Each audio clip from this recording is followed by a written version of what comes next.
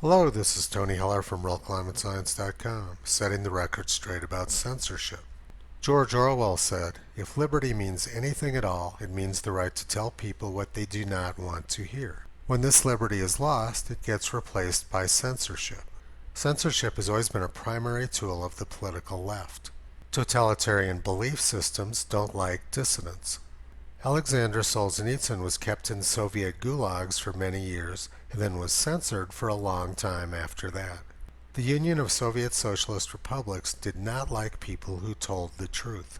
Fast forward to 2020 and we have exactly the same thing going on in the United States and in Europe. Katie Hopkins is one of the most intelligent British journalists, and Twitter just permanently suspended her account. They said she was suspended for hate speech, which is pretty laughable because Twitter is dominated by hate speech against the President of the United States and other conservatives.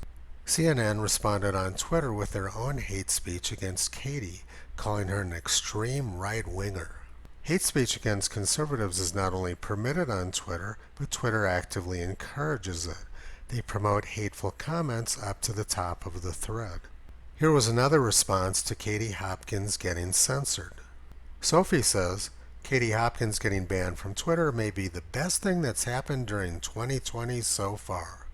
Leftists are afraid of ideas and they know that they can't win a debate, so they rely on censorship instead. Sophie was obviously frightened by Katie's intelligence and wit.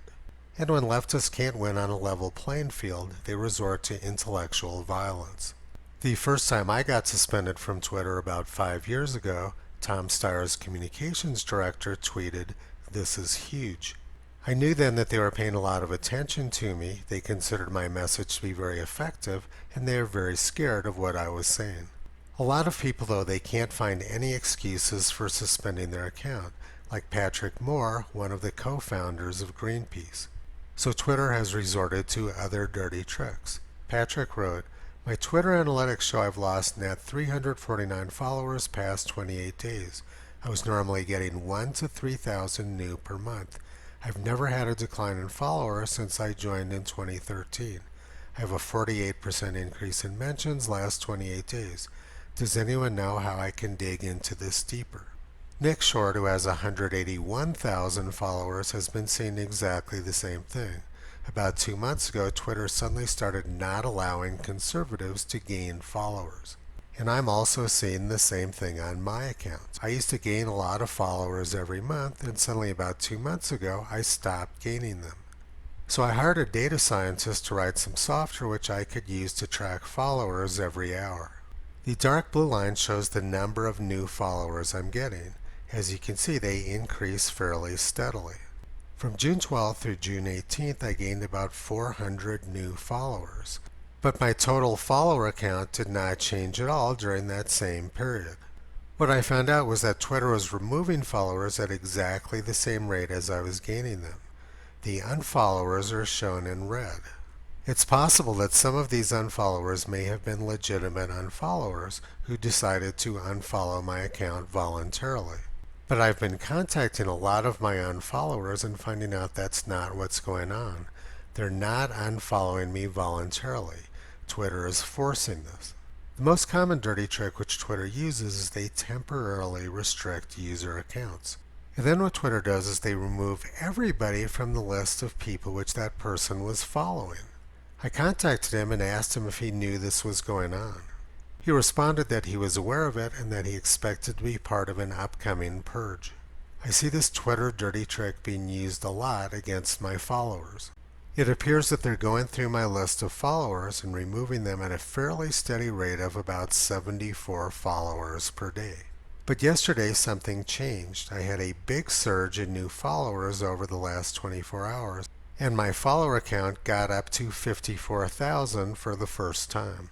I don't have it shown on this graph yet, but as soon as I hit 54,000 followers, Twitter bumped their cheating up from 74 unfollowers per day up to a rate of 110 unfollowers per day. I've gotten above 54,000 a couple times this afternoon, and as soon as I did, Twitter bumped me back down below it. So I'll be keeping a close eye on that. Now I'm going to discuss another dirty trick which Twitter engages in. They say that a picture is worth 1,000 words, and Twitter censors all of my pictures for most Twitter users. Twitter says that my pictures are too sensitive, like this picture of the Aberdeenshire coast I took 4 years ago. It seems pretty unlikely to me that very many people would find this photograph to be offensive. But Twitter doesn't really care about my pictures of scenery. What they want to censor is my imagery showing how NASA is cheating with temperature data. Like this picture showing how NASA has massively cooled the 1930s and massively warmed recent years in order to create a warming trend where it doesn't actually exist. This sort of fraud and data tampering is nearly ubiquitous among many climate scientists. Twitter doesn't want people to be aware of the climate scam, so they censor my images. The good news is that the president and congressional Republicans are fighting back against big tech censorship. Senator Josh Hawley introduced a bill Wednesday that would allow people to sue tech companies for selectively censoring political speech. Hopefully, Katie Hopkins will take advantage of this. Twitter wouldn't exist without hate speech against the right, like this hate speech coming from CNN. Twitter is targeting Patrick Moore because of his political views. Twitter is also targeting Nick Short because of his political views, and they're definitely targeting me. They've been doing that for many years. This graph is a smoking gun showing how Twitter is cheating. They're removing followers at almost exactly the same rate as I'm gaining them, the same complaint which Patrick Moore and Nick Short had. Twitter doesn't like people telling the truth about politics, and they definitely don't like people who tell the truth about science.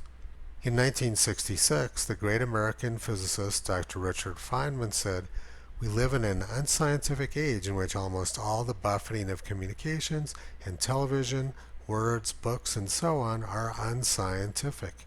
As a result, there is a considerable amount of intellectual tyranny in the name of science."